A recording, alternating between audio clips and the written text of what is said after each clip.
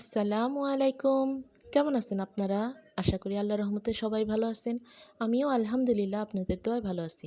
রেখা সোয়াল চ্যানেলের পক্ষ থেকে আমি রেখা আপনাদেরকে জানাই অনেক অনেক শুভেচ্ছা। গত ৪ দিন ধরে আমি কোনো ভিডিও দিতে পারিনি।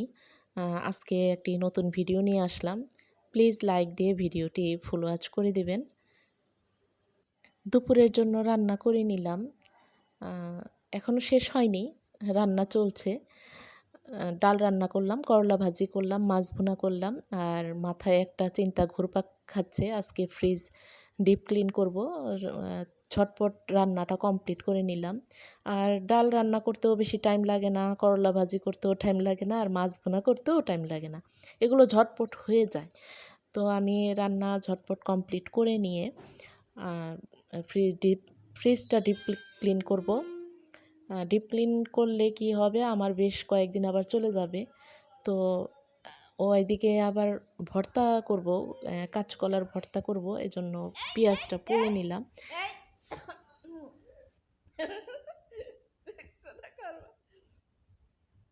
কি এগুলা মরিচ মরিচ খাবি নে। এদিকে কলার ভর্তাটাও করে নিলাম। আর দুপুরে রান্না করতে করতেই আপনাদের ভাইয়া ওই যে নিয়ে আসলো, সিঙ্গারা আর হলো লিচু। আমি বেশ কয়েকদিন আগে সিঙ্গারার কথা বলছিলাম, কমপক্ষে 1 সপ্তাহ, মনে হয় 1-2 সপ্তাহ হয়ে গেছে। তো আইনা বলতেছে যে তুমি সিঙ্গারা খাইতে চাইছিলা কবে জানি, তো নিয়ে আসলাম।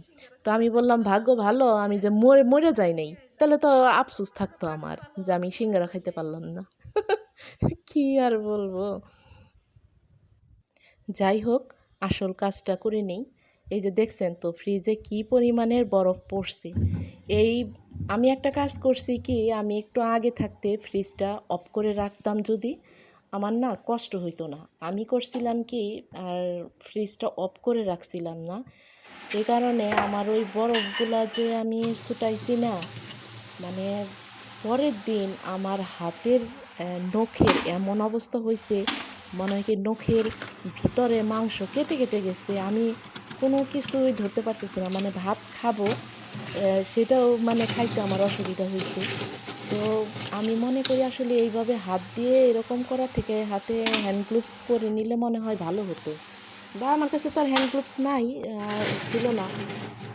আর পরে নিলেই ভালো হয়, হ্যান্ড গ্লোভস পরে নিলেই ভালো হয়।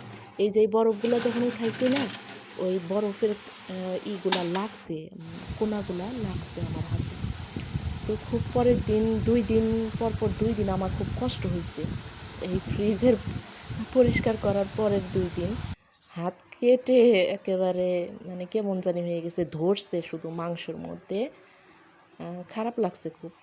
যাই হোক, এই যে অনেক কষ্ট করে আমার ফ্রিজ পরিষ্কার করতে একটু ঝামেলাই লাগে, কারণ ডিপ ক্লিন করতে গেলে একটু সময় নিয়ে করতে হয়। আবার যদি একটু নর্মালি কোনো রকম করে যদি করতাম তাহলে আর এরকম হইতো না। ডিপ ক্লিন করতে গেলে একটু সমস্যাই হয়। দেখা গেছে একটু বেশি বরফও হয়ে গেছিলো।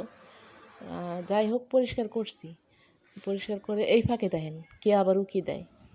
আর যাই হোক, অনেক গরম পড়ছিল দিনে, পরে বিকেলবেলা বৃষ্টির পরশ পেয়ে খুব ভাল লাগছিল। মনে হয়েছে কি আরও বৃষ্টি হলে আরও ভাল লাগতো। যাই হোক, ভয়েস দেওয়ার সময় অনেক রকমের সমস্যা হয়। বেশ কয়েকদিন পর পর ভয়েস দেওয়া তো একটু প্রবলেম হয়ে যায়, ভয়েস ঠিক মতো হয় না, কথা এলোমেলো হয়ে যায়। যাই হোক, সব কিছু ক্ষমা সুন্দর দৃষ্টিতে দেখবেন। সবাই সুস্থ থাকবেন, ভালো থাকবেন, আমার জন্য দোয়া করবেন। আমিও আপনাদের জন্য দোয়া করি। আমার সঙ্গে এতক্ষণ পর্যন্ত যদি কেউ আমার সঙ্গে থেকে থাকেন, তো প্লিজ বলবো লাইক দিয়ে দেন, আর নতুন হয়ে থাকলে চ্যানেলটি সাবস্ক্রাইব করে নেবেন।